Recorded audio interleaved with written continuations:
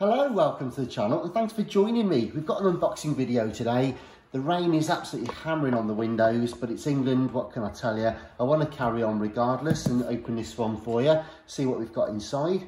I expect great things. I've got a cassette here and a power cable, so hopefully we'll be able to do something useful with that. So let's get this box open, see what we've got.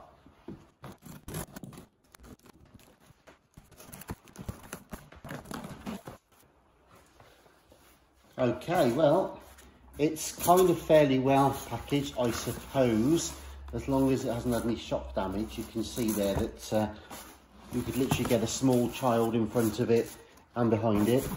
So, yeah, hopefully there's no damage to it. Anyways, let's get this open.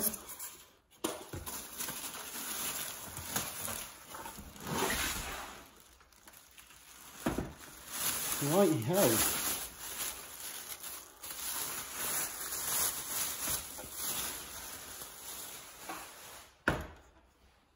So here we have a beast of a machine, and it's a Hitachi TRK and it's an 8800. So let's come in for a slightly closer look and see what we've got. So here it is then, the Hitachi TRK-8800. Lovely looking bit of kit, I've got to say. I've worked on quite a few TRKs lately, the 8080, the 8190, 8290, all sorts of stuff. So I thought it'd be quite good fun to get this beast in. And you can see there, it's the TRK8800, and very nice. Okay, it's not without its issues, which we'll go through in a minute, but let's look at the good stuff. Broadly speaking, it's complete. It's a lovely bit of kit. It's got phono in, you got lines in, lines out, all that sort of stuff. So that's cool. It does have both aerials, original ones as well, with the black caps, which is fantastic. Got to say though, there's a little bit of damage to the battery cover. It's a bit, I don't know, dented or melted or something. Might be able to warm that through and sort of refinish that if we can. If not, I think I've got a spare one somewhere. Handle is good. Chrome ends are pretty good on the handle, and it's kind of staying where you put it. So I don't think it's been moved around a lot too much, to be honest. Okie dokie. It's in a pretty nice condition actually. The top plate is good. We've got the light button there. Now, the main switch, unfortunately, well, I say unfortunately, it's missing, but the actual, it's just the cap, I think, it's missing. The switch actuator, actually, I think is all right. So that's okay. So, yep, perfect. I did wonder if I'd actually have to replace the switch itself. As it happens, all we've got to do is put a new little cap on there, and that'll work. Unfortunately though, the tuner and battery meter one is actually snapped off.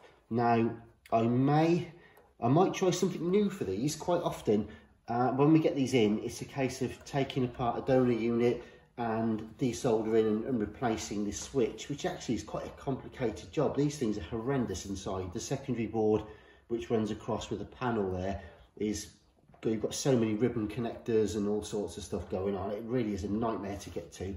So what we might try and do is do something from the top side this time and actually put a steel bar or something in there. It only needs to be 1/2 inch, or probably not even that really, just about 5 or 10 mil long, just to accept a new cap. So I might do that. So we'll look at that at some point anyway. Right, okay, so you've got left and right recording volume sliders just there. You've got your auto or manual record switch, so you can have auto record level if you want, and the momentary record mute switch just there. You've got your mono and stereo mode, of course, and then your bias in for your metal tapes, your standard type 1s right through to your type 4s and your type 2 tapes on there, and your Dolby on and off. Your EQ is 2-band, as it were, so you've got bass and treble sliders. You've got your loudness button just there, which on the TRK 8190 and 8290 is on its own over there, but it's here on this one. And there's your master left and right volumes just there. So your band selector switch, 4-band, you've got your FM, shortwave, medium wave, long wave, and then you've got a tuning dial across the top, or tuning knob I should say. The cap itself is missing. Again, I think I've got a donor unit of sorts, so I think this one might be the one that breaks the camel's back and makes me actually dedicate that as a donor unit, because there's a few bits I do need for this one, as I say. So one of these is the cap that needs to be replaced, but it does work, the dial cord. I'm just turning it with my hand and watching the dial cord move, so I've got every confidence that should be okay. Good stuff. Right, so in terms of the tape then, here we go. Now, on the mechanical versions, the TRK-8190, 8290, that sort of thing, you have, well, that feels a little bit stuck. I was about to say, it tends to get pretty gummed up, and the transport controls do actually kind of lock in because the mech greases up internally. So it all has to come out and be stripped down and what have you. But this one is marginal. The pause is not returning without assistance, so it's already marginal there, possibly already gummed up too much. Obviously it's hard to tell the rest of the controls just at the second. We'll plug it in a minute, I think, and have a look, but fingers crossed for the eject. Let's have a look. Yeah, just had to tip it forward then, because these are very delicately balanced. Now it won't go back in without pressing down. Let me see. Okay, so the sliders, yep, all right, the slider's a bit stuck on that. It all is just greased up and gummed up and needs to be re-lubricated, so that's okay. It's got the DRPS system here, so you've got your program and repeat, auto rewind as well, which is pretty cool. That's definitely a step up from the other TRKs, so it'll be interesting to see how that works. So, yep, soft touch, sort of logic controlled. Yeah, it's going to be fun. So we've got condenser mics left and right built in, and we've also got some really nice speakers here. You've got the woofers and the separate tweeters. Right, okay, let's see if it works, shall we?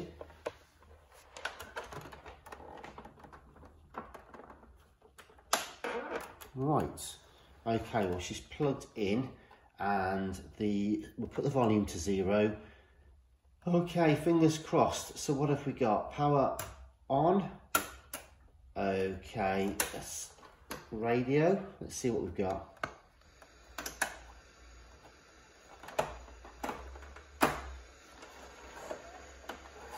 Something's happening. Now, of course, you only need 3 right answers to win the 3 out of 10 8 back. There we go. I was going to say it would be hard to tune without the tuning dial there, obviously the tuning cap, but we've kind of got that sorted just there. Right, you can see the meters working. Higher output on one channel than the other, so that will need potentially looking at, but let's have a look. Go 5 or more. Yourself, not how it did yesterday. You could do it if you've got friends and family. But the FM stereo is working. So we've got the mains power light is working, the FM stereo is working. We'll just try the Dolby light as well. I know that it's on radio, but the light should still come on. Okay, normally that green light will come on, I think, irrespective. So we'll put it over to tape then and just see. Okay, that Dolby light is not working.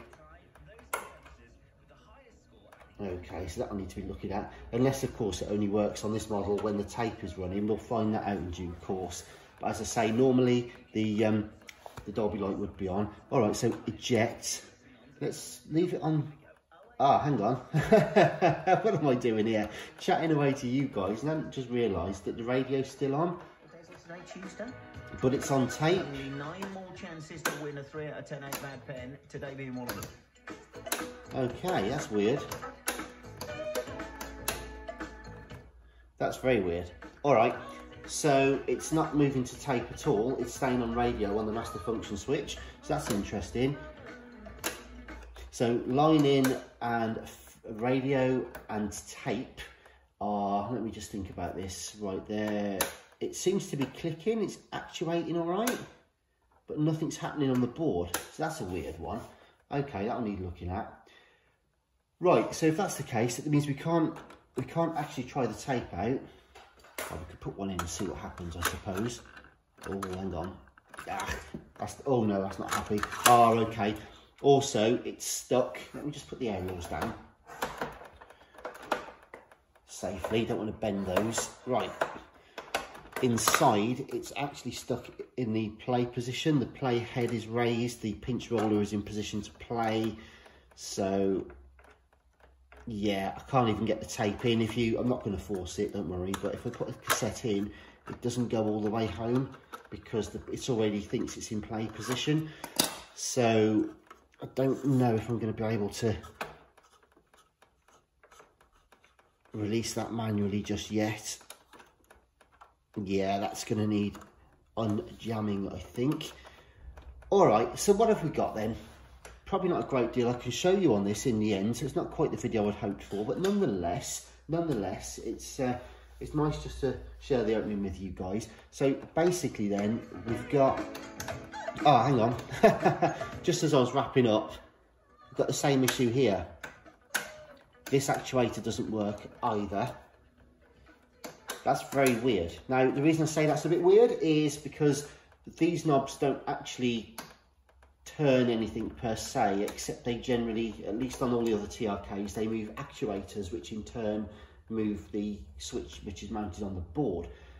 Now, the fact that both of these switches here are inoperative insofar as they're only stuck on radio and FM, which I guess is a good thing for now, because at least we could try the amp.